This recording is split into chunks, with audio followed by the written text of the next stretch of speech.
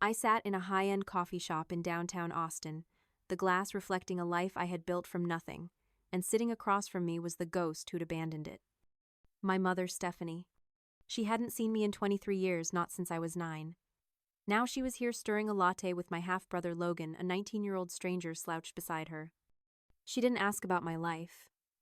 She got straight to the point. "Everleigh, you're doing so well," she said, her smile not reaching her eyes. "Logan needs his tuition. We need $75,000. I just stared. Logan scoffed, not even looking up from his phone. "And I need a new car, something decent. 40,000 minimum." I looked at my mother, waiting for her to laugh to tell him to shut up. She just nodded in agreement. The air left my lungs. "I can't help you." Her face hardened. "I gave you life," she hissed, the warmth vanishing. "This is the least you can do." Have you ever felt like the invisible one in your own family? Let me know your story down in the comments. I didn't cry. I didn't argue. I didn't make a scene. I just nodded, put a $20 bill on the table, more than enough for their coffees, and said, "I have to get back to work." Stephanie looked surprised. She probably expected tears or a fight.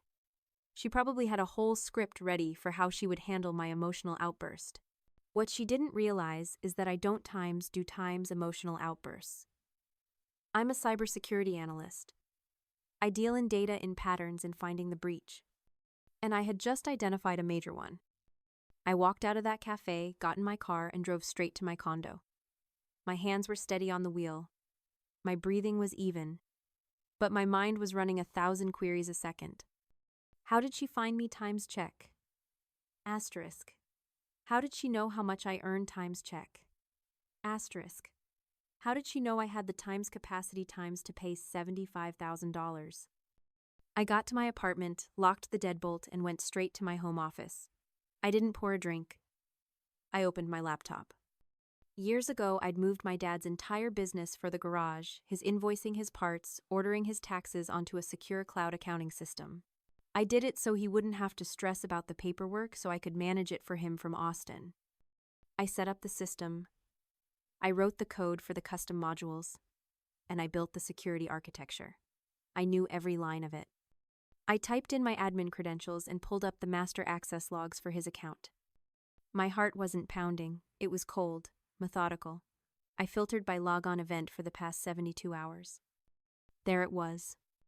Monday, 9:14 p.m. An IP address I didn't recognize. I ran a trace. The IP was registered to a public internet cafe in Austin, 3 blocks from the hotel Stephanie had checked into. 48 hours before she ever walked into that coffee shop.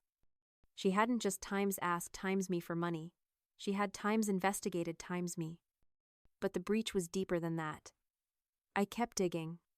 The logs showed the user had accessed the payroll and transfers module.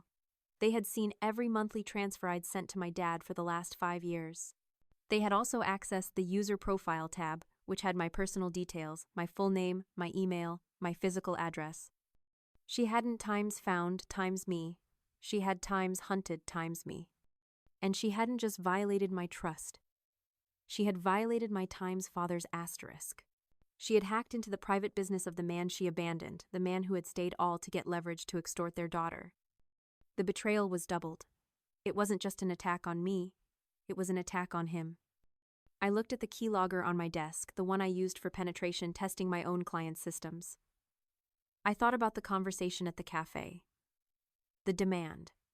The entitlement. I realized this wasn't a family dispute. This was a security threat. And I was going to handle it the only way I knew how. I was going to find every vulnerability trace, every connection, and I was going to lock them out permanently. Why did I check those logs? Why was my first instinct suspicion and not sadness? Because my entire life was built on the foundation of her abandonment. I was 9 years old when Stephanie walked out.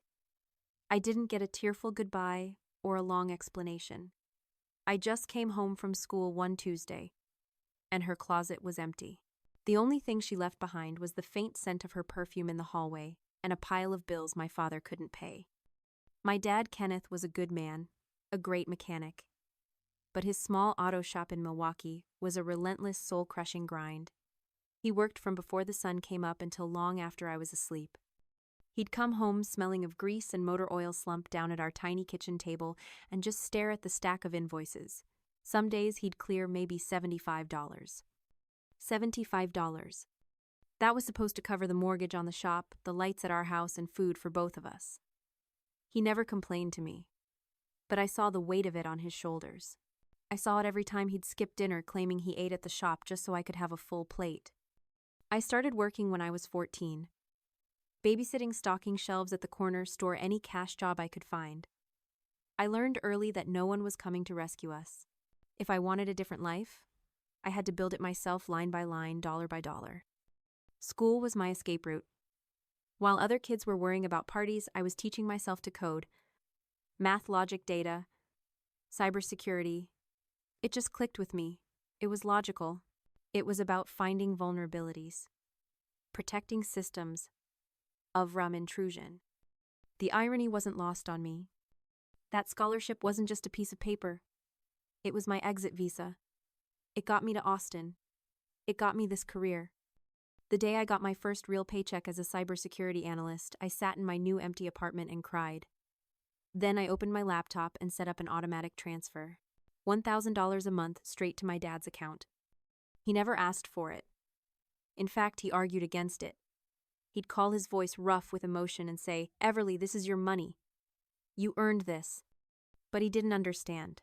It wasn't my money. It was his. It was the cost of every double shift he pulled. It was the new hydraulic lift he needed for the shop but put off buying for a decade. It was every night he came home too tired to eat and just fell into bed. I wasn't just sending him money. I was trying to pay back a debt that had nothing to do with dollars and everything to do with sacrifice. A sacrifice Stephanie never understood and never cared to. You have to understand why I kept sending that money. It wasn't just love for my dad. It was the trap of normalizing cruelty. When you grow up in a system that's broken, you don't see it as broken. You just see it as time's normal asterisk. My normal was that my father struggled, and I fixed it. My normal was that my mother was a ghost who didn't care. My role was assigned early. I was the responsible one, the one who patched the holes, the one who made sure the ship didn't sink. It wasn't even a choice. It was just the air I breathed. That's how they get you. They don't ask you to carry the weight all at once. They just hand you one small piece after another until you're holding everything. And you've forgotten what it feels like to have empty hands. I was still holding everything when my intercom buzzed 2 days after that first cafe meeting. I wasn't expecting anyone. When I saw my mother's face on the small security screen, my blood went cold. Logan was standing behind her looking impatient. "Everly, honey, please," her voice crackled through the speaker. "We just want to talk. To apologize." My instincts, the ones I used to detect phishing scams and social engineering, were screaming at me. Asterisk. Do not open the door. Asterisk. But there was that 9-year-old girl inside me, the one still waiting for her mom to come home. Against my better judgment, I buzzed them in. The second they walked into my apartment, the energy shifted. Stephanie put on a performance, her eyes filling with tears as she looked around. "Oh, Everly," she said, her voice thick. "Look at what you've built. I'm so sorry. That wasn't me at the cafe. I'm just so desperate." Logan, meanwhile, walked straight to my couch and sat down, immediately pulling out his phone. He didn't look desperate. He looked bored. I stayed, standing my arms crossed. "Why are you here, Stephanie?" I wanted to explain, she started, but Logan cut her off. "Hey, where's your bathroom?" he asked, not looking at me. I pointed down the hall. To the left. He stood up and sauntered down the hallway. But he didn't turn left toward the bathroom. He turned right toward my home office. My heart hammered. "Logan, the bathroom is—" I know, he called out, "just grabbing a glass of water first." "But my office isn't near the kitchen." My cybersecurity training kicked in. Asterisk. Trust your gut. Verify. Asterisk. I started walking, not running down the hall. I heard a faint click times, as I approached the office doorway. I rounded the corner. Logan was there, leaning over my laptop, which was docked but asleep. He was plugging a small, nondescript USB drive into the back of my machine. He hadn't heard me. "What is that?" My voice was quiet, colder than I intended. He jumped, ripping the drive out of the port. Nothing, God, you scared me. I was just checking if this was a charger. That's not a charger, Logan. I walked toward him, holding out my hand. Give it to me. It's mine. It's just a USB stick, he snapped, trying to pocket it. But I saw it. I saw the cheap plastic casing, the generic branding. It was a $10 keylogger. A piece of spyware. The kind you plug in once, and it records every single keystroke, every password, every bank account number, and emails it to the attacker. He wasn't here to apologize. He was here to install a backdoor into my entire life. I grabbed the USB drive from his hand. Stephanie, who had followed me down the hall, saw the look on my face, and her fake tears stopped instantly. Everly, don't overreact. He's just a kid, he doesn't know any better. He knows exactly what this is, I said, my voice shaking, not from fear, but from a cold, clarifying rage. And so do you. You came here to plant spyware on my computer. Don't be ridiculous, she snapped, her mask of the loving mother evaporating. We just needed to. To what, steal my passwords, drain my accounts? You hacked my father's accounting software, and when that wasn't enough, you tried this. I held up the keylogger. This isn't a family visit. This is a home invasion. Get out. You can't talk to me like that, Stephanie shouted. Get out, both of you, before I call the police. The threat hung in the air. Logan, for the first time, looked scared. He grabbed his phone and scrambled for the door. Stephanie stared at me, her face a mask of pure hatred. You'll regret this, Everly. You're throwing away your family. You're not my family, I said, closing the door and locking it behind them. I didn't call the police. Not yet. I called my lawyer. My hands were steady as I dialed. This wasn't a family matter anymore. This was a security breach. I was at my lawyer's office an hour later, the small USB drive sitting on the polished mahogany desk between us. Tell me again, Mark said, leaning forward. I laid it all out. The IP logs from my father's cloud accounting software showing an unauthorized login from an internet cafe near her house, the sudden demand for $75,000, and now this. A physical keylogger. Mark looked at the evidence. He wasn't a family lawyer. He was a corporate litigator who handled cybercrime. Everly, he said slowly, this is attempted wire fraud. At best. At worst, it's a conspiracy to commit several felonies. They're not just dysfunctional. They're criminals. He immediately began drafting a petition for an emergency restraining order. That evening, Mark called me. It's worse than we thought, he said. His voice was grim. I had a private investigator run a background check on Stephanie and her new husband, the father of Logan. And Logan isn't enrolled in any university. There is no $75,000 tuition. I sat down, my knees weak. Then what's the money for? Her husband has a gambling problem. A big one. He owes a loan shark. And the $75,000 is the price to keep his legs from being broken. The payment is due in 1 week. Of course. It all made sense. The desperation, the escalation, the sheer, naked audacity of it. That's when I finally understood the psychology I was dealing with. This was the delusion of power from an empty wallet. My mother's entire identity was built on having not being. She had the successful second husband, the beautiful house, the life she'd always wanted. But it was a house of cards. When that life was threatened, she didn't feel like she was times asking times me for help. She felt she was times entitled, times to my resources to maintain her facade. In her mind, my success wasn't mine. It was a stockpile she was times owed, times to patch the holes in her own story. She wasn't a beggar. In her mind, she was just transferring funds from an account that rightly belonged to her. That's why she was so brazen. That's why she felt no guilt. She believed my life was just an extension of her own, and I was just a resource to be tapped. The restraining order was filed. The temporary injunction was granted. A process server was scheduled to deliver the papers to her house the next morning. I should have felt relieved. Instead, I just felt tired. I was sitting on my balcony watching the Austin skyline turn purple when my phone rang. It was Stephanie. I almost declined it, but my lawyer had advised me to record any further contact. I hit record and answered, putting the phone on speaker. For a second, there was just silence. Then a sound I hadn't heard in 23 years. A raw, ragged sob. Everlay. Her voice was tiny. Gone was the entitlement. The sharp anger. This was the sound of pure, unfiltered desperation. Everlay times, please asterisk. You can't do this. I know I lied. I'm sorry. Please, I'm begging you. I need the money. You don't understand what they'll do to him. She was weeping. The kind of ugly, gasping cry that's impossible to fake. They're going to hurt him, Everly. They're going to break him. Please, it's $75,000. It's nothing to you. Please just help me this one time. I'll pay you back, I swear. I sat there listening to the woman who gave birth to me beg for money to save her gambler husband. I waited for a flicker of pity. A spark of empathy. Nothing. Just quiet. A cold, sterile silence in my own chest. That is not my problem, Stephanie. The sobs stopped. Abruptly. I heard a sharp intake of breath. What? What did you say? I said that is not my problem. Your husband's debts are not my problem. The threats he's receiving are not my problem. You are not my problem. The silence stretched, and then the desperation curdled back into the rage I recognized.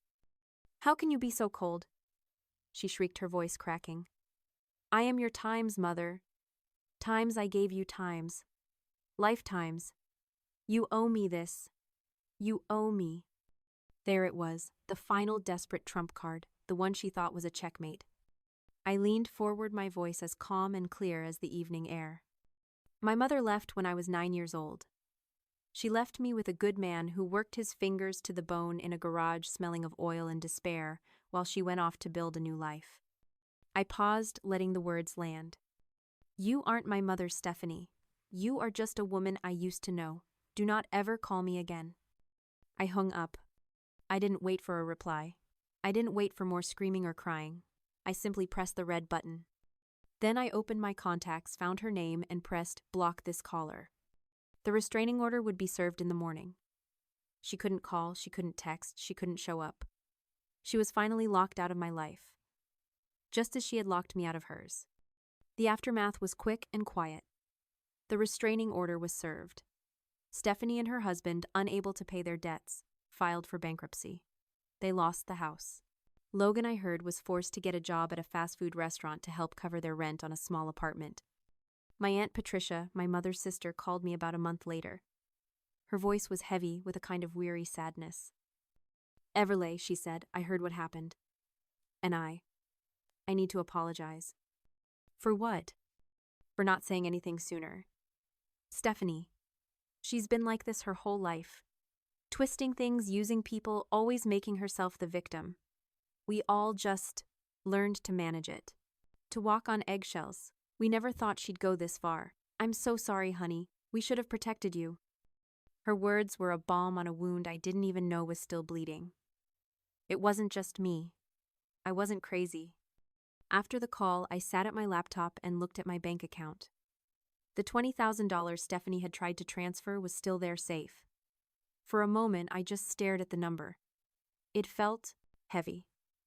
Like blood money I never wanted. And that's when I understood what real justice looked like. There's the justice of punishment. That's the kind you see in movies. It's about watching the person who hurt you fall. It's about retribution. It feels good for a moment, but it's an empty victory because it keeps you chained to the past. But then there's the justice of the sower. This kind of justice isn't focused on the past. It's focused on the future. It's not about destroying what they built. It's about times building times what they tried to destroy. It's about taking the very weapon they used against you and turning it into a seed. I took that $20,000, the exact amount Stephanie had tried to steal, and I made a few calls. 2 weeks later, I flew back to Milwaukee. I walked into my old high school, a place that held so many memories of exhaustion and desperate hope. I met with the principal, and I established the Kenneth Foster STEM Scholarship, a full-ride scholarship awarded every year to a kid from a single-parent home who wanted to pursue a degree in tech. The first recipient was a quiet girl with fire in her eyes, a girl who reminded me a lot of myself. That was my justice. Not watching Stephanie fall, but ensuring that another kid like me would get to rise. I still send my dad $1,000 a month. But the feeling is different now. It's not an obligation. It's not the heavy weight of the responsible child. It's just a gift. It's just love. He's thriving. The shop is doing well. He calls me every Sunday and we talk for an hour, not about bills or problems, but about our lives. My mother taught me what love times isn't asterisk. My father and the family I've chosen taught me what at times is asterisk. What does real family mean to you? Share your own stories down in the comments and don't forget to subscribe for more stories about truth, boundaries, and healing.